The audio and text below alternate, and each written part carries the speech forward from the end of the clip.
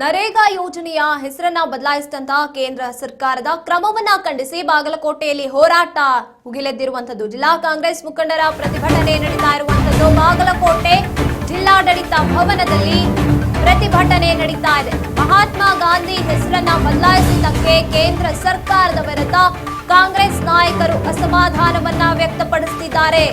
ಬಾಗಲಕೋಟೆ ಜಿಲ್ಲಾಡಳಿತ ಕೇಂದ್ರ ಸರ್ಕಾರದ ವಿರುದ್ಧ ಧಿಕ್ಕಾರ ಕೂಗಿ ಆಕ್ರೋಶವನ್ನ ವ್ಯಕ್ತಪಡಿಸ್ತಾ ಇದ್ದಾರೆ. ಇನ್ನು ಪ್ರತಿಭಟನೆಯಲ್ಲಿ ಬೀಳಗಿ ಶಾಸಕ ಜೆಟಿ ಪಾಟೀಲ್, ಜಿಲ್ಲಾ ಅಧ್ಯಕ್ಷ ಎಸ್ಟಿ ನಂಜಯ್ಯನಮಠ್, ಇನ್ನು ಮಾಜಿ ಸಚಿವ ಅಜಯ್ ಕುಮಾರ್ ಸರ್ನಾಯಕ್ ಸೇರಿ ಹಲವು ಮುಖಂಡರು ಪ್ರತಿಭಟನೆಯಲ್ಲಿ ಭಾಗಿಯಾಗಿದ್ದಾರೆ. ಕೇಂದ್ರದ ಕ್ರಮವನ್ನ ಖಂಡಿಸಿ ಬಾಗಲಕೋಟೆಯಲ್ಲಿ ಹೋರಾಟ ನಡೀತಾ ಇರುವಂತದ್ದು.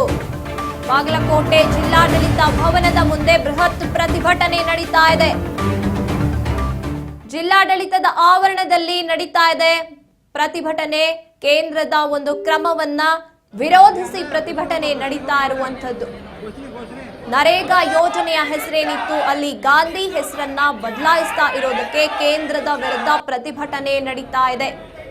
ಇನ್ನು ಈ ಪ್ರತಿಭಟನೆಯಲ್ಲಿ ಸಾಕಷ್ಟು ಮಂದಿ ಭಾಗಿಯಾಗಿರುವಂತದ್ದು. ನರೇಗಾ ಯೋಜನೆಯ ಹೆಸರನ್ನ ಕೇಂದ್ರ ಸರ್ಕಾರ ಬದಲಾಯಿಸಿದ್ದು ಇದು ಎಲ್ಲೆಡೆ ಸಾಕಷ್ಟು ಕಡೆಗಳಲ್ಲಿ ಪ್ರಶ್ನೆಯಾಗಿ ಉಳ್ಕೊಂಡಿತ್ತು, ಯಾಕೆ ಅನ್ನುವಂಥದ್ದು. ಈಗ ಅದು ಪ್ರತಿಭಟನೆಯ ಒಂದು ಹಾದಿಯನ್ನ ಹಿಡಿದಿರುವಂಥದ್ದು.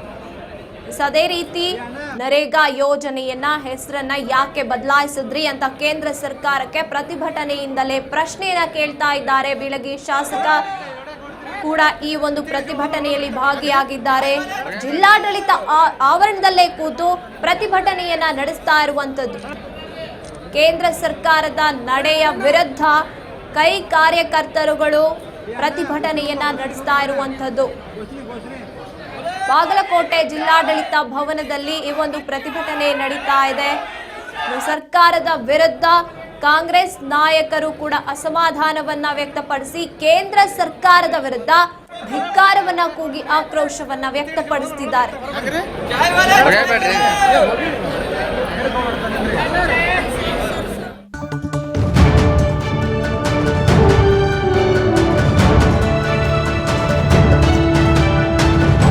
ರಾಜ್ ನ್ಯೂಸ್ ಕನ್ನಡ.